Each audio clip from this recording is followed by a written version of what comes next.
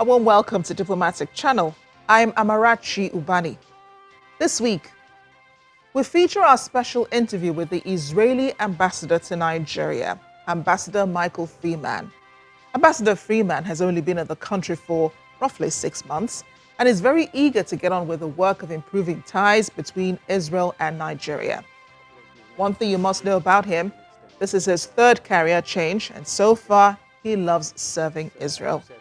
Before his appointment as ambassador to Nigeria and permanent representative of Israel to ECOWAS, Ambassador Freeman served as policy advisor to the current Israeli Minister of Foreign Affairs, Yair Lapid.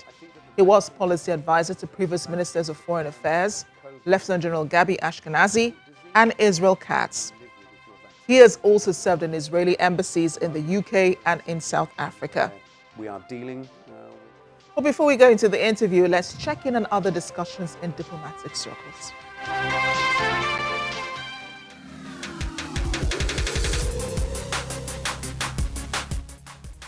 The Nigerian ambassador to Poland, Ambassador Christian Ugu, says the federal government did all it could to help evacuate Nigerians fleeing the war in Ukraine, but that some Nigerians chose to avoid contact with the Nigerian mission in Warsaw, and some may have ended up in detention camps in that country. Ambassador Ugu says there were initially 16 Nigerians known to the embassy in detention, 10 of whom have been released, while the other 6 are being attended to. He says he's confident they will be released soon. There were 19, 13 have been released.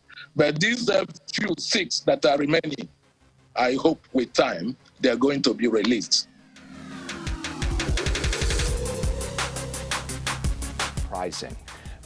U.S. National Security Advisor Jake Sullivan says the United States is committed to providing Ukraine with the weapons it needs to defend itself against Russia. Sullivan says the Biden administration will send more weapons to Ukraine to prevent Russia from seizing more territory and targeting civilians, attacks that Washington has labeled war crimes. The bottom line is this: there must be accountability. And the United States will work with the international community to make sure there's accountability. In the meantime, though, we're not going to wait for that. We are going to get Ukraine the weapons it needs to beat back the Russians, to stop them from taking more cities and towns where they commit these crimes, and also to squeeze the Russian economy to increase the pressure and the costs on Vladimir Putin and the Kremlin and the Russian government. That's what we're going to do, and we intend to work in lockstep with our allies and partners in support of the Ukrainians as they defend their country.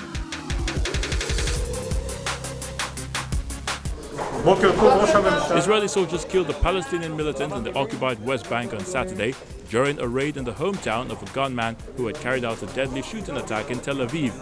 Israeli-Palestinian tensions have surged in the run-up to the Muslim holy month of Ramadan, with both sides warning against escalation. Deadly incidents have seen surge. The Palestinian Health Ministry said 13 people were wounded in Saturday's exchange of fire in the city of Jenin. The Palestinian Islamic Jihad claimed the man killed was a member of the militant group.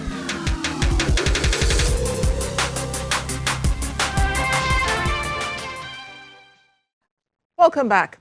As the Russian invasion of Ukraine continues, opponents of the war continue to impose sanctions on Russia while promising more weapons for Ukraine. Donors, including the Canadian government and the European Commission on Saturday, pledged a combined 9.1 billion euros in donations, loans and grants to support refugees fleeing Russia's offensive in Ukraine. The fundraising event in Warsaw, Poland, yielded 1.8 billion euros to support internally displaced people inside Ukraine and 7.3 billion euros for refugees who have fled the country to neighboring states. Governments, companies and individuals together pledged 4.1 billion euros in donations, which will be distributed largely via the Ukrainian authorities or the United Nations. The remaining 5 billion euros are loans and grants from European Union financial institutions, including a 4 billion euro program to help provide housing, education, and healthcare for refugees arriving in EU countries. Ukrainian President Zelensky says Ukraine is preparing for a tough battle ahead as Russian military forces regroup to concentrate on the country's east. Officials say Russia forces are regrouping to try to gain full control over eastern regions after withdrawing from the area around the capital, Kyiv. Authorities began evacuating civilians from cities and towns in the east on Thursday ahead of an anticipated Russian offensive. Віримо в нашу перемогу, тому ми готові і боротися. When he hosted the British Prime Minister Boris Johnson on Saturday, both leaders discussed the UK sending more defensive weapons to Ukraine and working with G7 partners to target every pillar of the Russian economy to ensure the Russian President Vladimir Putin fails. Later, Mr. Johnson pledged tighter sanctions on Russia and offered the Ukrainian president more defensive arms. Meanwhile, Russia has warned the US of direct military confrontation should the US-led Western states continue pumping Ukraine with weapons and ammunition. Russia's ambassador to the United States, Anatoly Anatov, made the remarks during an interview with the New York-based Newsweek, adding that Ukraine is now stuffed up with Western weapons. And now to my interview with Ambassador Michael Freeman. He talks about relations with Nigeria, his plans for the next 3 years in this country, the war in Ukraine, and Israel's plan for the Middle East. Ambassador Michael Freeman, thank you for speaking with me. Good morning. Thank you very much for having me. And this is your first time in Nigeria, I understand. So, you're not a career diplomat, from what I've read and from what you've told me previously. Why the interest in diplomacy and in foreign service? So I joined the Foreign Service about 10 years ago. So I've now become a career diplomat, if you like. I just feel that it's an opportunity to connect peoples, to tell people about what I think is my wonderful country of Israel and the huge opportunities. And to come to Nigeria was an opportunity which I couldn't say no to.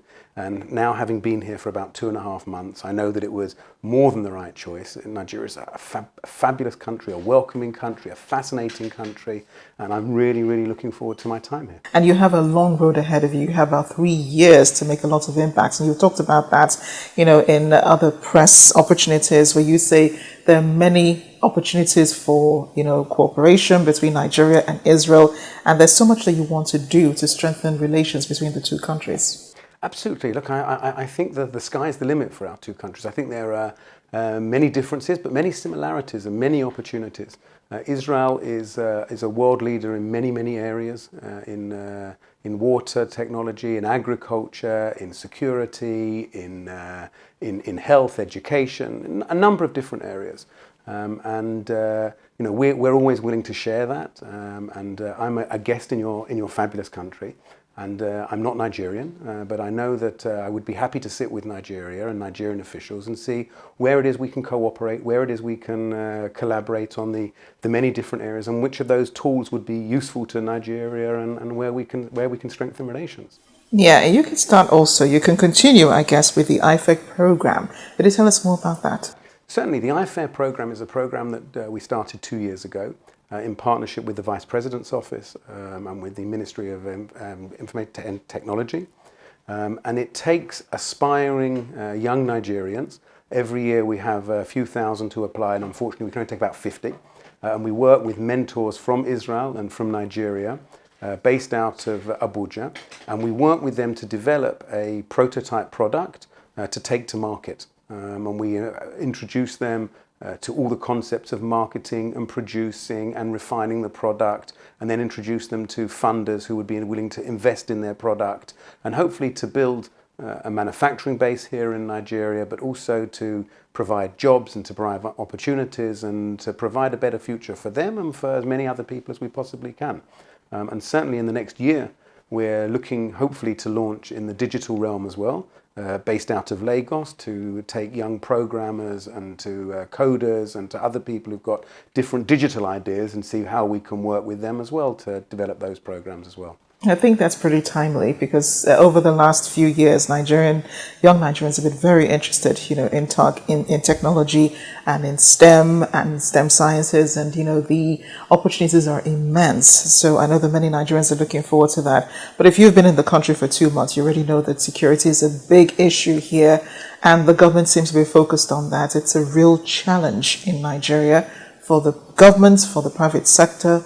You've been watching the news, and I know that you have some thoughts and some ideas, and many people are asking. So Israel seems to know what to do with security, already knows how to go about protecting its people and defending its territories. So what advice or what help is Israel giving to Nigeria in this regard? So firstly, let me express my condolences to all of those who lost loved ones and to Nigerians generally on the recent terrorist outrages that took place in the country. As you say, we unfortunately have experience with security and with some of the challenges with in those areas and with terrorism.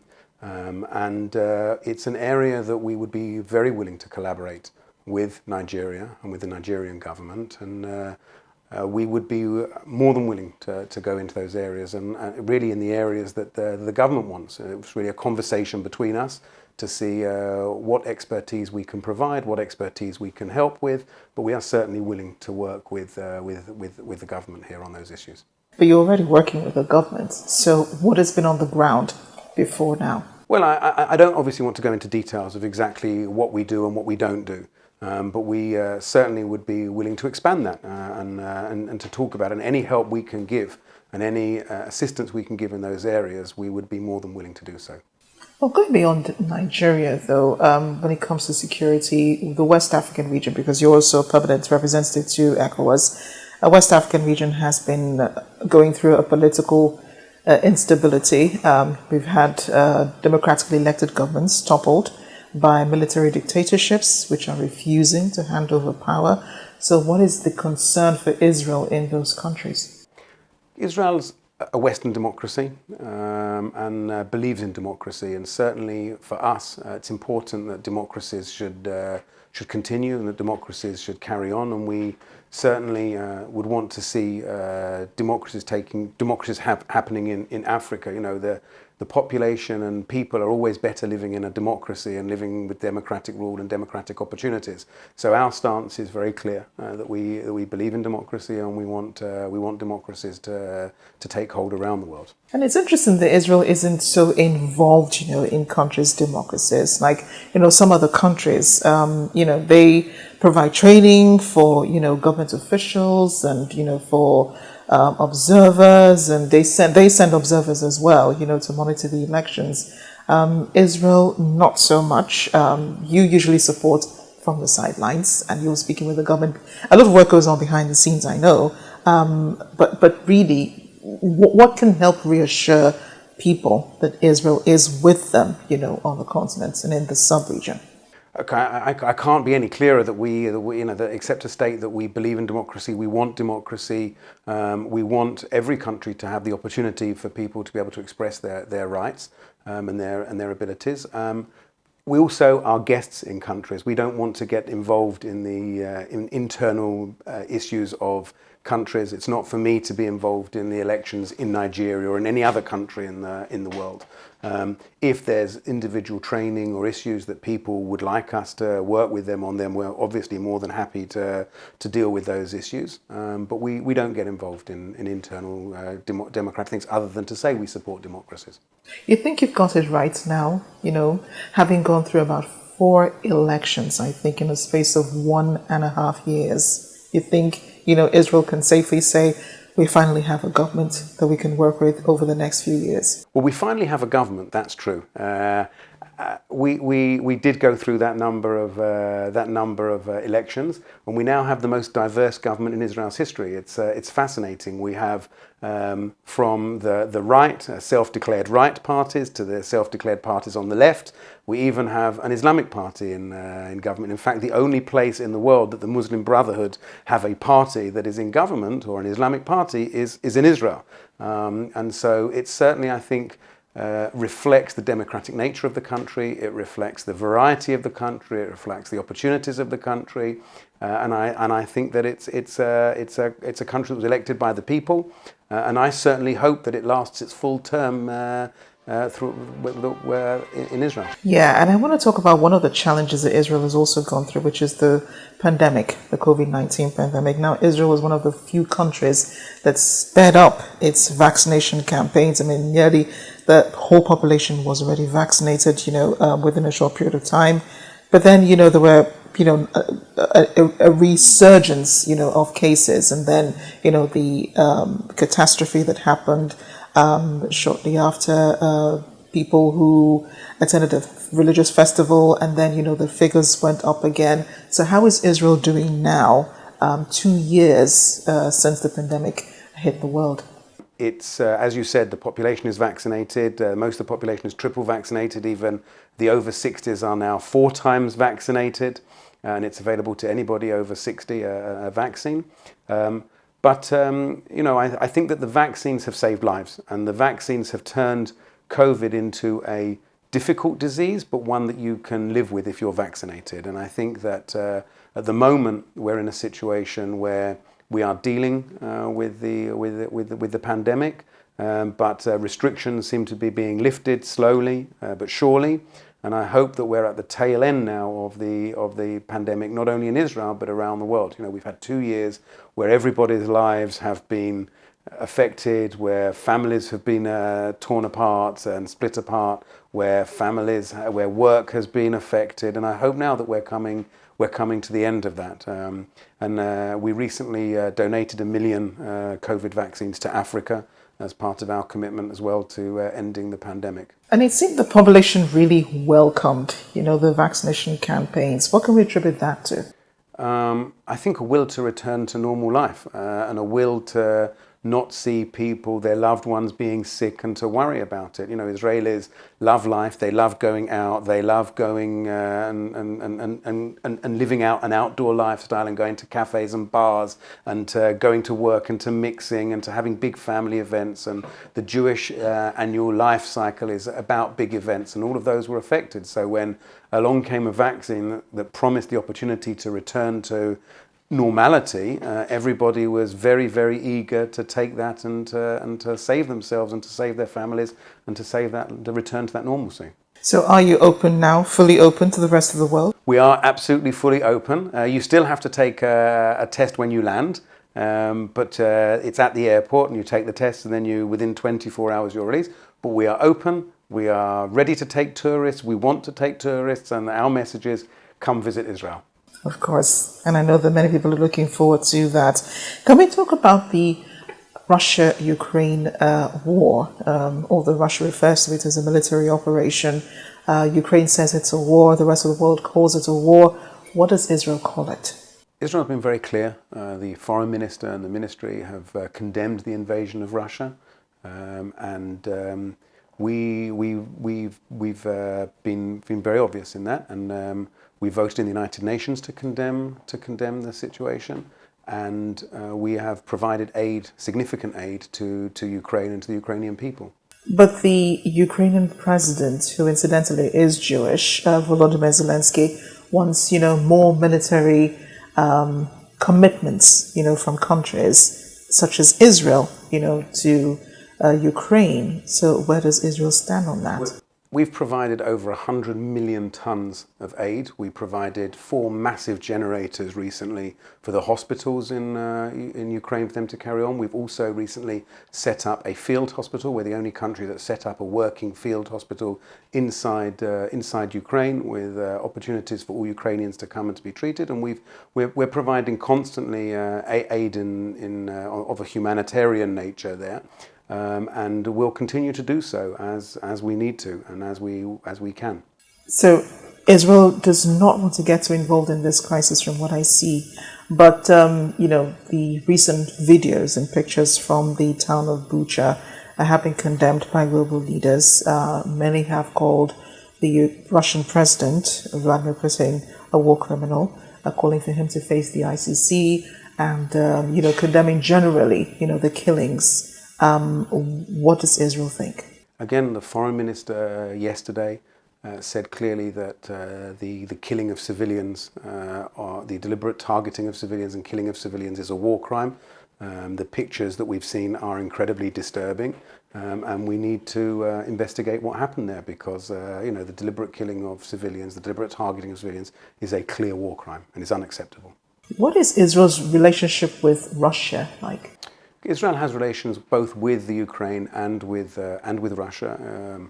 The Prime Minister Bennett has spoken with both the leaders on a very regular basis, working between them to see how we can help in bringing an end to the conflict, to see if the negotiations can move forward. And I know that President Zelensky of Ukraine has been very grateful for that mediation effort, and we will continue to do what we can to mediate and to hopefully bring this crisis to an end. Now, unlike other world leaders, Israel is not condemning the Russian President Vladimir Putin. Others have called him a war criminal, and they blame this crisis, this war on him, and the fatalities, from this war, the human casualties. Where is Israel's voice on this? Israel's been very clear on this. We've condemned the Russian invasion at the United Nations. We've condemned the Russian invasion very clearly. We've been very clear. And as I said to you yesterday, the foreign minister stated that the deliberate targeting of civilians is a clear war crime. So I think that we've been very clear on our statements and our condemnations, and we've given very significant support to Ukraine. What do you say to people who say, Israel also is doing almost similar as Russia is, with Ukraine? Russia invaded Ukraine, and here is Israel, which has refused to give, the Palestinians in the Gaza Strip any peace. What do you tell them when they try to make these comparisons? So firstly, I think the comparison is completely wrong. And not only I think so, but President Zelensky of Ukraine said so himself. He was very clear. He said, if you want to make a comparison, the comparison is between Ukraine as Israel and the Arab countries who are looking to attack and destroy Israel around, who've never accepted Israel's right to exist and want to destroy Israel. And that's the comparison that he made as president of Ukraine. But with regards to Gaza, Israel withdrew from Gaza in 2005, and we haven't had a single troop in there since then. And we offered opportunities for Gaza to become a flourishing opportunity, and unfortunately, Hamas, an Islamist terror organization, took over the Gaza Strip, and rather than work towards peace and coexistence, they've worked towards war and violence, and use every opportunity to have terrorism against us. So, that's the unfortunate situation that we're facing. So, what is Israel's plan, for the state of Palestine? I know Israel does not recognize Palestine as a state, but what is Israel's plan for the region? Okay, our plan for the region as a whole is peace, is coexistence. We've seen the region change beyond recognition in the last couple of years. We saw with the Abraham Accords, peace between Israel and the United Arab Emirates and the Bahrain and Morocco and Sudan. And we're in conversations with further countries in the region and in Africa to look to develop our relations. Israel's vision is a vision of peace, of coexistence with all of our neighbors. We are a proud country, and we very much look to have peaceful relations with every country in the region. And our hand is outstretched in peace, as it has been since the day we were founded in 1948. And is that what piqued Israel's interest in the African Union? Because Israel's asking for observer status. Right, Israel has received a recently observer status in the African Union, and we're very excited about that. We see, again, huge potential for partnerships. As I said, our region has changed. We've become much closer with many countries in Africa, and we have expertise in so many different areas that we believe would be excellent to cooperate and coordinate with Africa on water management, on agriculture, security, but on health, on education, on cyber. So many different areas where Israel is undoubtedly a world leader, if not the world leader. And we believe that an African Union is an opportunity for us to share and work in partnership with Africa on all of those issues for the benefit of both of our peoples. Bringing it back to Nigeria, you're just 2 months into your 3-year tenure as ambassador. It's a long road ahead of you as well. So step by step, I guess, for you? Absolutely step by step. Every day I meet more and more people, and I hear the same message of hope, of excitement, of a young population, an upwardly mobile population, the population is friendly, it's exciting, it's an amazing country. And step by step, we'll think of ways to work together for the benefit of Nigerians and the benefit of Israelis. You know, it's a two-way partnership. It's a partnership that I think has got huge potential, really huge potential. And I'm just excited to see how we can work together, how we collaborate, how we can cooperate to make better futures for Nigerians and for Israelis. Ambassador Freeman, I will be watching your every step, your every move, and I hope to meet you again, until you're ready to leave Nigeria. Of course, if you don't decide to stay with us a little longer. Thank you again for speaking with me. Thank you very much indeed. That's it on the program this week. Tell us what you think. You can send your comments or even questions to Amarachi Ubani on Instagram, at Amarachi_Ubani on Twitter, or Ubani Amarachi on Facebook. I'll see you next time.